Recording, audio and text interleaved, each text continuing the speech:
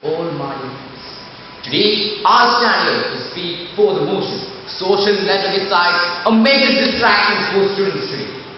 There are more than 200 social network sites, but aren't they a distracting element to a student? I submit, in fact, that these social network sites, which spread like a river, are creating bad habits in the students. The top distractions include internet gaming, chatting and Facebook, computer antics at the malls and internet cafes. The recently done crime by a 6-year child killing another child of 4 years is the worst example which I could expose to you. The child imitated the scene in the internet and caused the amateur. As the world developed in the technological arena, the mind also developed during the process. Students already took to bad companies and social network sites, and which really affect their studies. They can manage these distractions better by a healthy environment, by being in the company of good people, reading books, and also managing time wisely. But don't you think that they make the students addicted to these sites? Because of these worst addiction towards computer games and technological advancements, they even tend to disobey their parents. Without doubt, internet is the worst distraction that students face nowadays. It is cheap and basically provides all kinds of information that a student wants to know or see, from pornography to rocket science. But don't you think it creates a bad cycle? Ladies and gentlemen, students even experience an identity crisis, which can even attribute to mass media, including social network sites. These sites draw teenagers into transgender relationships and thus leading them into suicide. My opponent sitting yonder may say that children should use internet with some form of parental supervision.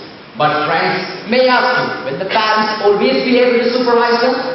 I further feel very strongly that social network sites are dehumanizing community life and killing the simple art of how to talk to people.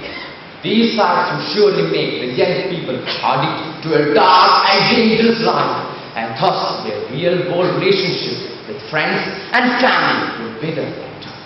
Ladies and gentlemen, next I would like to draw your attention to the online communication system, which is very popular nowadays.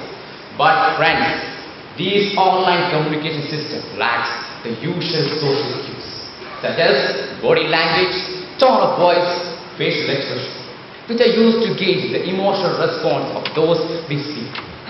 The absence of these social cues enable one to cruelty and degrees of rudeness, which are less prevalent in face-to-face communication, and which has obvious ramifications for online harassment and cyberbullying.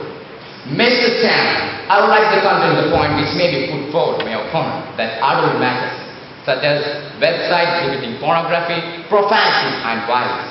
But don't you think that there is usually a chance for students to stumble upon something that the internet filters can catch?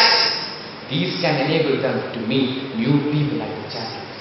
Sometimes these chatings are watched by child predators, pretending to be a child. The lure gives into false sense of security. These chatings can be blocked, as my opponents may say, but bad websites and people sometimes find places and slip through these sites. Ladies and gentlemen, next I would like to draw your attention to sexual prediction, which is a very big risk in using social network sites.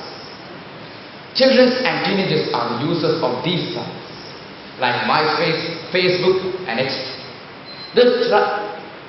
The Crime Against Research Center of New Hampshire found that nearly 1 in 5 kids receive sexual solicitations over the internet. My final argument is on another major issue, cyberbullying. Bullying online flourishes through its unrestricted growth. And I fail to understand why my knowledgeable opponent pretends to ignore this when he is very much aware of all these points put forward. With this, I was able to convince you all with my valid points and urge you all to make this motion a grand success. Thank you.